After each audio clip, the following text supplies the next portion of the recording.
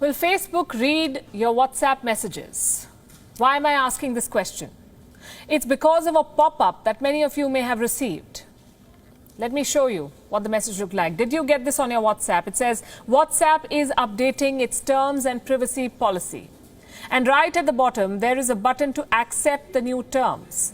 Now, most people would just go ahead and accept it, press that button. They will not bother reading what WhatsApp is changing under the hood. And I don't blame them. We've all been there. These privacy notes, often drafted by lawyers, are very hard to understand. Plus, you don't really have a choice if you want to stay on the platform. They'll keep popping up and blocking your way until you accept. So you do. It's the easier thing to do. But this time, you must know what you're signing up for. Facebook is changing WhatsApp as you know it. And you should know what this means for you. The new rules will kick in next month. And if you don't accept this new policy, you will have to delete the app. So either play along or leave WhatsApp. I'm not saying this, WhatsApp is. There's a warning attached right at the bottom of the message. This is like placing a gun to your head. So before you accept, here is what you need to know. WhatsApp plans to gather more data about you. Does that mean reading your messages? Well, not yet. At least they haven't said it. But they've devised other ways to intrude in your life. Let me show you what the new privacy policy will allow Facebook to do.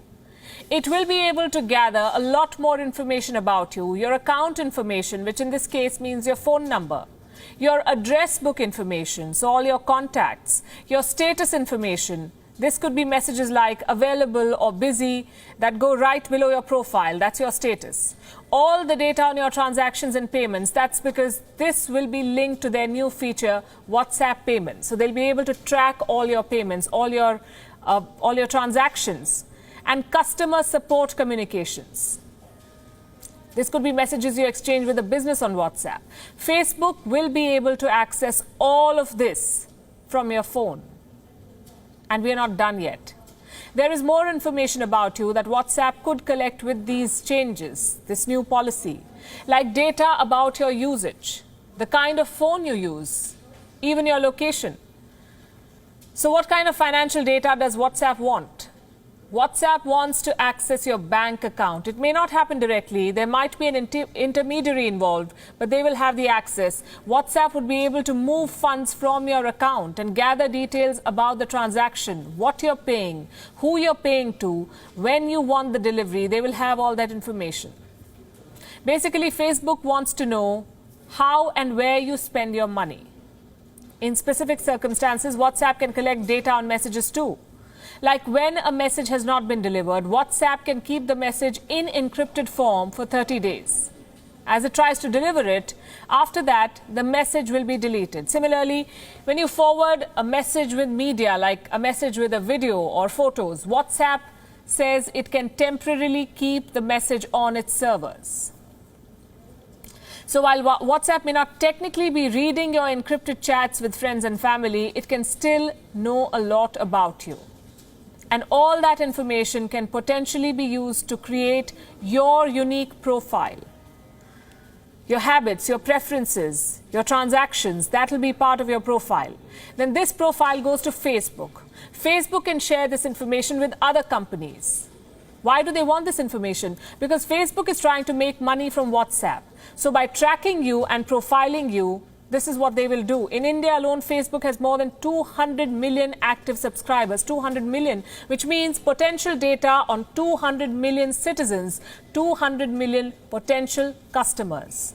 Which business wouldn't want this? They will know what you buy, how much you spend, what your preferences are, your address and contact details. These companies can target ads to you. It's already happening in a lot of other ways. Try searching for flights or hotels for your next vacation. The next thing you know, you will get hotel suggestions, flight options, even ads featuring restaurants where you can eat during your holiday. How does this happen? They're tracking you. What does all of this tell you? Nothing is free in this world. It applies to WhatsApp too.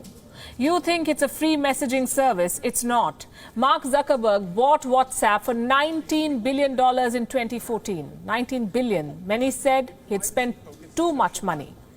But he had a plan. Did you know that Facebook makes 99% of its revenue from advertising? That's according to one report. Imagine how much more it can make with targeted ads. WhatsApp could launch Facebook into e-commerce. 2 years after acquiring WhatsApp, Mark Zuckerberg wanted it to start making money. The founders of WhatsApp disagreed with that plan. They were unhappy with Facebook's business model. They had to leave the company. What is this business model? Advertising.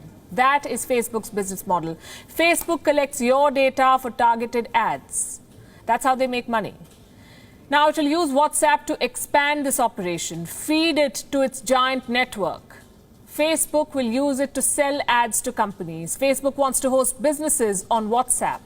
So you may see an ad on Facebook or Instagram and potentially end up buying that same product